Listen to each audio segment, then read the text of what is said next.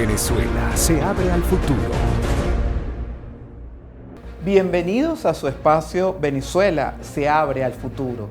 Y ese futuro atrae a nuevos protagonistas. Y hoy tenemos como invitado especial al presidente de la Bolsa Descentralizada de Valores de Venezuela, Manuel Fajardo, un español innovador y visionario. Bienvenido, Manuel Fajardo.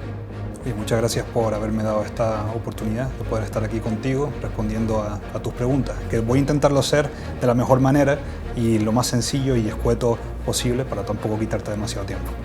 Venezuela, primer país en el mundo en tener su propia bolsa descentralizada de valores, un organismo pionero, innovador. ¿Por qué, Manuel? ¿Qué te provocó o qué te atrajo de Venezuela para llevar adelante este proyecto tan visionario? Bueno, eso es una muy buena pregunta. El mercado de valores siempre ha sido semi-descentralizado. La descentralización plena es una consecuencia natural del avance de la tecnología. La tecnología, al final, con la creación de la blockchain, de los elementos para poder, digamos, distribuir el mantenimiento de bases de datos, son avances que al final lo que ponen en el escenario global es la capacidad de poder de alguna forma mantener un registro distribuido que no sea falsificable, un registro que pueda hacer que activos dentro de una cadena, dentro de una base de datos concreta, distribuida, puedan ser transferidos en tiempo récord, ¿no? en tema cero, que las liquidaciones, que las compensaciones sean automáticas. Ese era el futuro del mercado. Ese era el futuro del mercado. De hecho, el mercado, tal y como lo conocemos ahora mismo, el mercado de valores, tal y como lo conocemos ahora mismo, es un mercado que tiene ciertas deficiencias. Por ejemplo, los arbitrajes de latencia son una de ellas. La tecnología blockchain elimina todo eso debido a que las operaciones son empaquetadas en bloques que se distribuyen o se propagan por la red cada cierto tiempo, ¿no? Dependiendo de las especificaciones de cada blockchain en particular. La descentralización es algo que se va a imponer. Es algo que se va a imponer. Hace unos días leímos la noticia de que Israel estaba apremiándose para aprobar su primera bolsa descentralizada. Hemos estado viendo cómo empresas en Estados Unidos están pidiendo al regulador, a la SEC, el poder operar como bolsas descentralizadas. Estamos viendo cómo ya se está empezando a flirtear con la idea en países como Colombia, como España. Y todo tiene, digamos que, un tipo de velo ya no de innovación, sino de integración, porque lo bonito de esta tecnología es que si todo va sobre una misma base tecnológica, si todos los valores van sobre una misma base tecnológica, tú podrías estar transando cualquier valor alrededor del mundo en tema cero, sin tener que depender de ningún tipo de intermediario. Al final, todo se hace mucho más eficiente, mucho más costo eficiente y transparente para los inversores, para los reguladores y para el mercado en general. Date cuenta, por ejemplo, que la bolsa descentralizada, hace apenas 2 días, por petición de la comunidad, lanzamos el mismo script que está utilizando la SUNAVAL para poder auditar las operaciones que se realizan en la cadena de bloques. La misma la hemos lanzado para la comunidad, para que la comunidad tenga toda esa información de una forma en la cual se pueda digerir y se pueda interpretar fácilmente. Y esas son condiciones únicas que hacen que precisamente el mercado vaya avanzando hacia una progresiva descentralización. Que hayamos sido la primera bolsa descentralizada del mundo no significa que seamos la última, significa que somos simplemente, como buenamente la expresión dice, la primera. Somos pioneros, ¿no? Somos pioneros.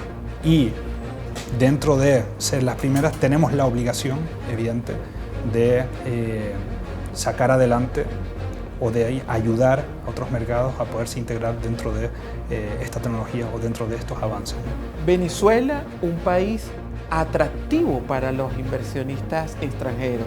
Entiendo que esta es una de las principales ventajas de la bolsa descentralizada de valores en Venezuela, la posibilidad de atraer capitales extranjeros, inversionistas. Incluso algunos especialistas lo llaman inversionistas de alto riesgo. Coméntame un poco sobre esa ventaja que tiene la bolsa de valores descentralizada de Venezuela.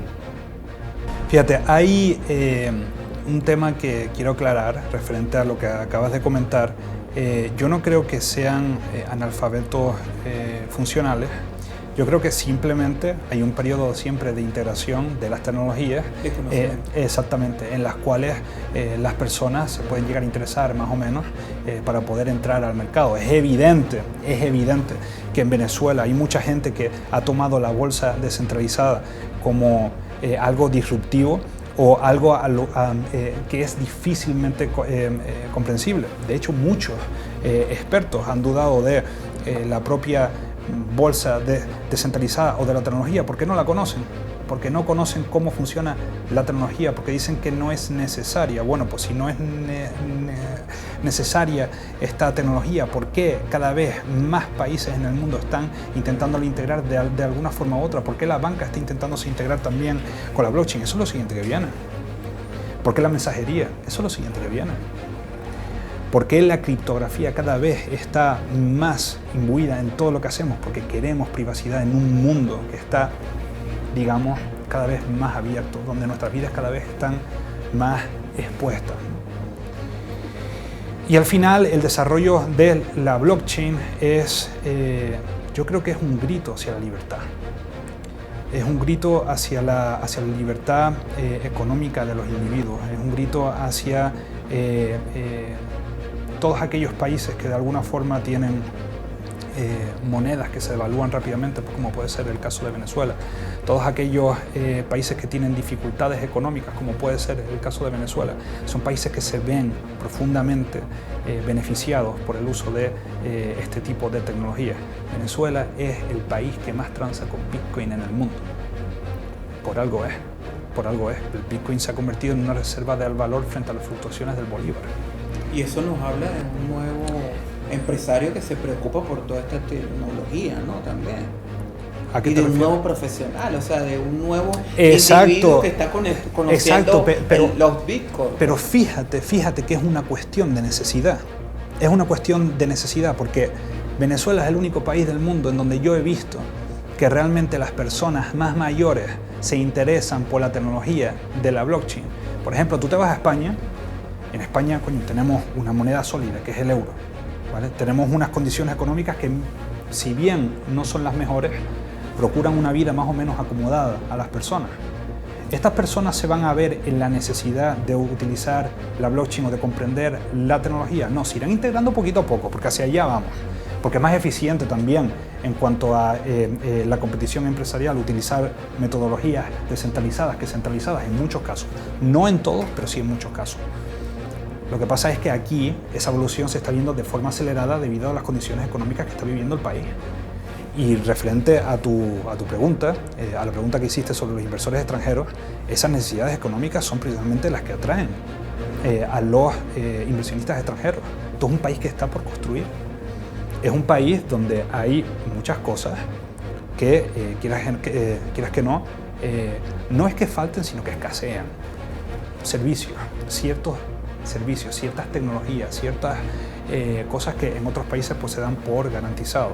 Y precisamente el poder traer y el poder innovar, el poder apostar por startups, por compañías que están emergiendo, no por las grandes, sino por las pequeñas y medianas empresas, por la explotación de los recursos naturales que en este país abundan sobremanera. Este es uno de los países más fértiles que he visto en mi vida. Estoy cansado de recorrer Venezuela y encontrarme con maravillas naturales que no he visto en ninguna otra parte. Quizás mi isla es muy bonita en cuanto a volcanes, en cuanto a paisajes y demás, pero es que aquí las cosas son increíbles. ¿Cuáles son esos principales rubros que vino a atender la Bolsa de Valores descentralizada de Venezuela y por qué esos rubros son de especial atractivo para los inversionistas extranjeros? Fíjate que no. Fíjate que los inversionistas extranjeros sí, a lo mejor pueden mirar el oro, pueden mirar el mercado de la minería en general, de la minería de diamantes, de la minería de oro, como un mercado bastante atractivo, ¿vale? Sin embargo, para mí, el capital humano, las ideas de las personas, ahora mismo, en este contexto que vive Venezuela, es lo realmente valioso. ¿Por qué? Porque en la necesidad se crean las oportunidades y se crea el ingenio. Si tú estás pasando necesidad o si tú crees que otras personas están pasando necesidad, siempre intentas ayudar a los demás, siempre intentas ayudarte a ti mismo. Y en esa voluntad de ayuda hacia uno mismo y hacia el grupo, que es la mentalidad sana, se generan ideas que son innovadoras, que son disruptivas y que pueden llegar a tener un potencial de crecimiento y un potencial de rentabilidad mucho más alto que si aplicaras estas mismas ideas en otros países donde te vas a encontrar con que hay una competición mucho más amplia.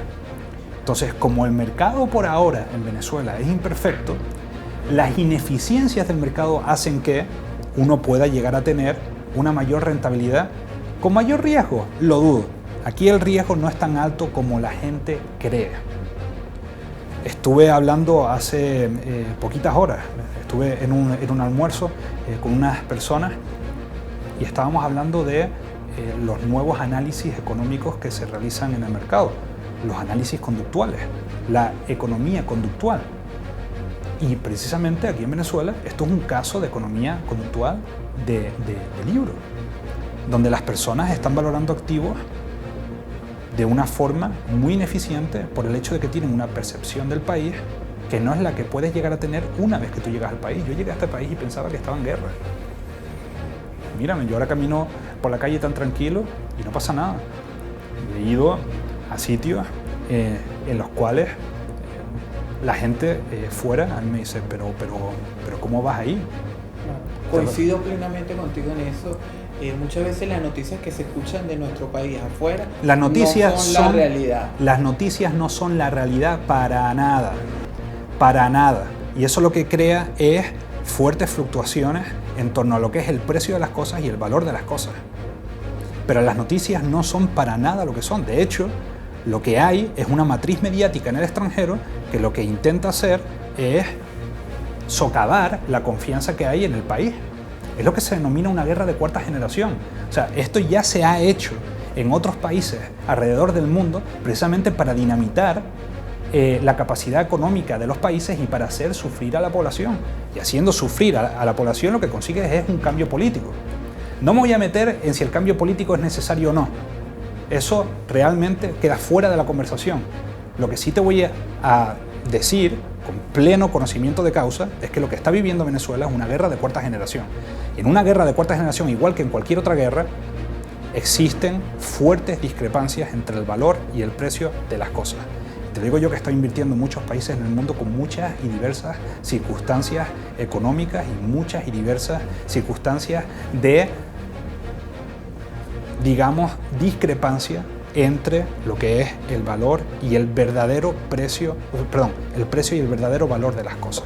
Una de las ventajas más importantes de la Bolsa de Valores descentralizada de Venezuela es la posibilidad o la apertura para las pymes, las pequeñas y medianas empresas.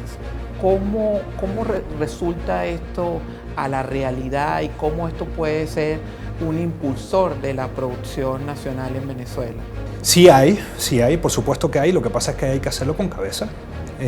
Tú puedes tener un proyecto de emprendedor que no tenga ni siquiera una sociedad todavía formada y tú puedes crear una sociedad en promoción y ver a ver si a los inversores les interesa entrar o no en el proyecto.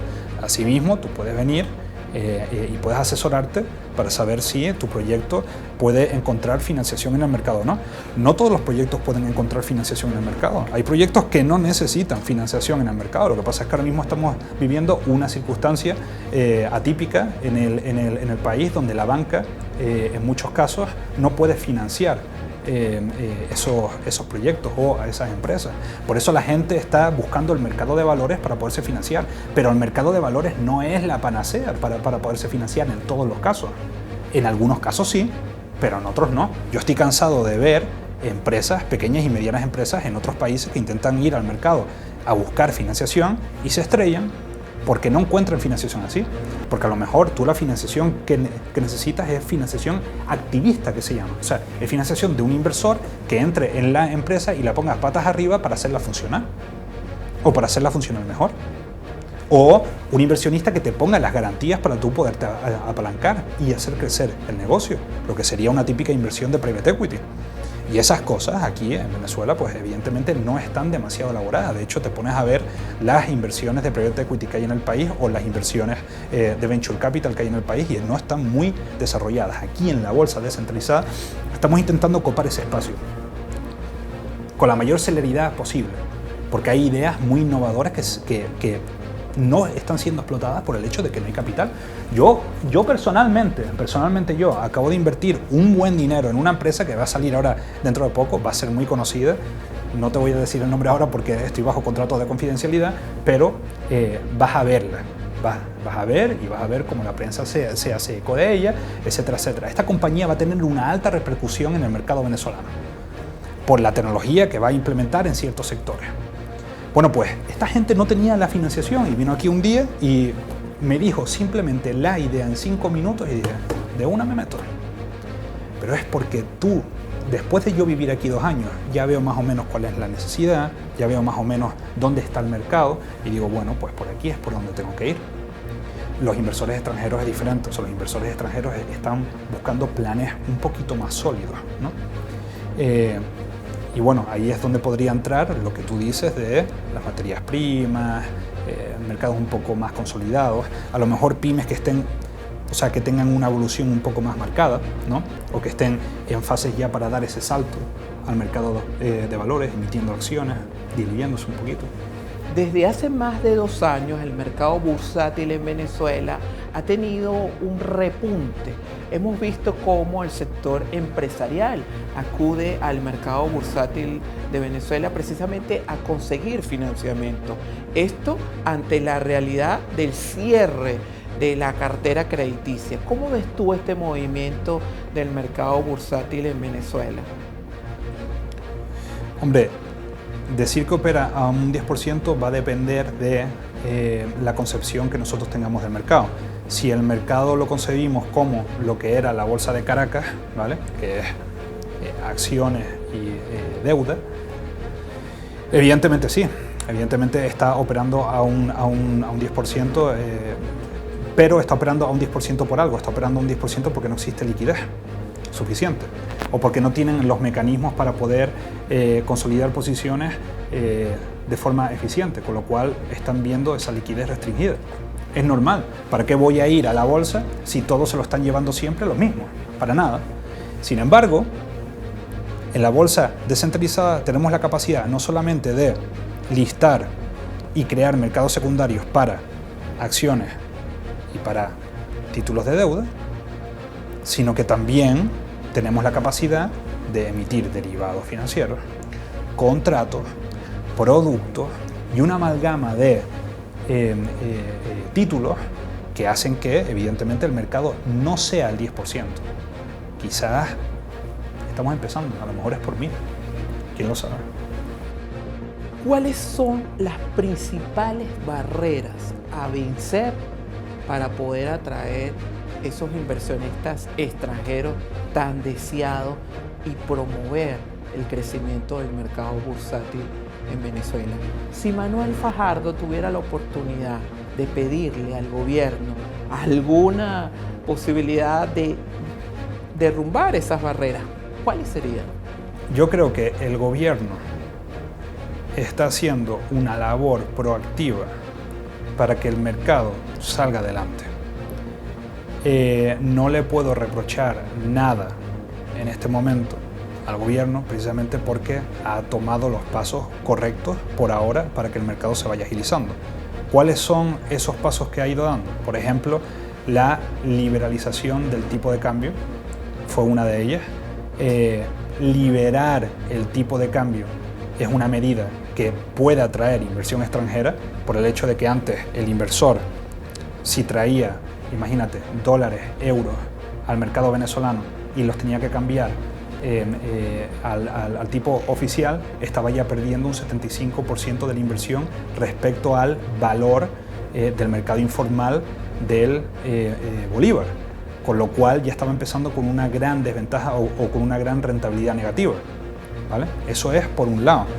Luego, por el otro, evidentemente, han dado pasos proactivos en el mercado de las criptodivisas, con la Sunacrip al frente, y en el mercado de valores con la Sunaval al frente, que son remarcables. Son remarcables.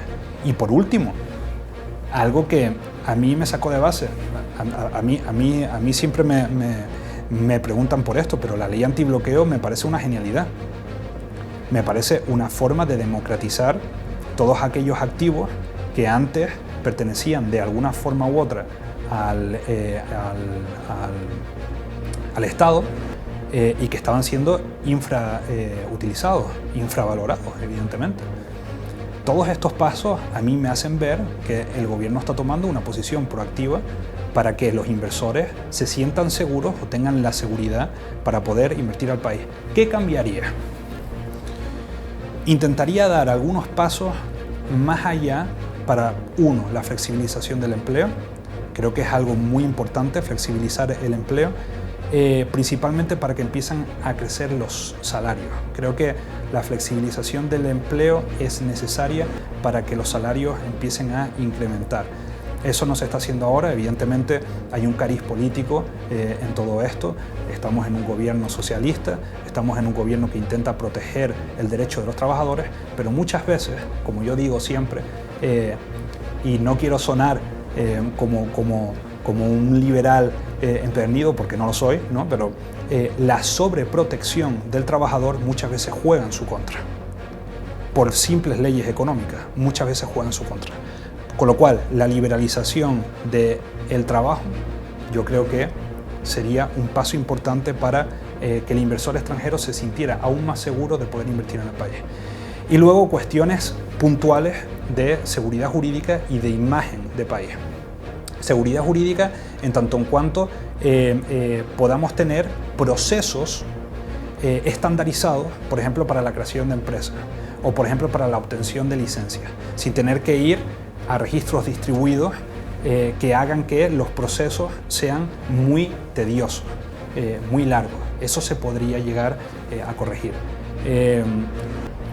Bueno, aparte de otros tipos de procesos y otros tipos de cosas que a lo mejor habría que cambiar para asegurar, digamos, esa seguridad jurídica que el inversor siempre busca en una inversión, aunque, si bien es cierto, el beneficio compensa. Una oportunidad para conocer sobre todo la innovación, la economía financiera que llegó para quedarse y que a cada uno de nosotros como venezolanos nos toca aprender. Gracias. Y a todos ustedes los invitamos a seguirnos en las redes sociales en su espacio Venezuela se abre al futuro. Revista Explosión Creativa. No te quedes por fuera, participa ya.